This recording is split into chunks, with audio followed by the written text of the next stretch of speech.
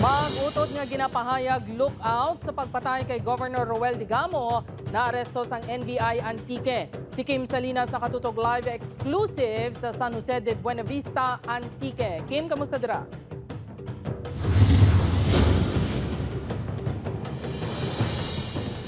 Jert na aresto sa National Bureau of Investigation ang mag-utod nga ginapahayag spotter o lookout sa pagpatay kay Governor Roel Degamo sang nagligad nga Marso 4, 2023. Suno sa NBI-Antique, kaagahon sang Abril 12 sang ginbantayan sa ilang mga operatiba ang mag-utod nga babae nga Sanday alias Inday, 27 anyos, kag alias Nene, 20 anyos, sang magpunto sila sa isa ka convenience store sa Sagay City. Diri kagitserbihan sila sang warrant of arrest kag aresto. Ang duwa ang residente sang Barangay Buntis, Bacong, Negros Oriental. Suno sa NBI, dako nga butang ang pagkadakop sa duwa sa pagresolba sang kaso. Magluwas nga nag-service spotter o lookout, ginaakusahan man ang mga suspetsado nga nag-surveillance sa lugar antes ginpatay si Degamo. Sa karon detained ang mga suspect sa NBI-Antique. Nagaulat pa ang NBI sa abiso sang korte sa mga masunod nga tika nga himuon.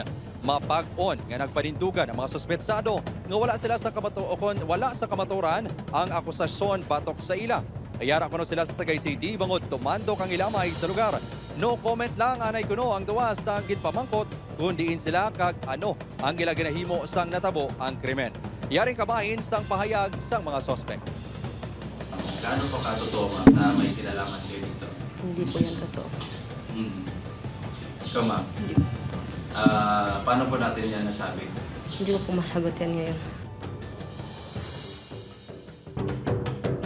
Jert, magapabilin sa custody sang NBI-Antique ang mag-utod samtang ginaulat pa ang order sang korte nga isaylo sila sa jail facility. Amoy ato ang latest gikan diri sa probinsya sang Antique. Balik sa imo, Jert. Madamo gin nga salamat sa update kapuso Kim Salinas.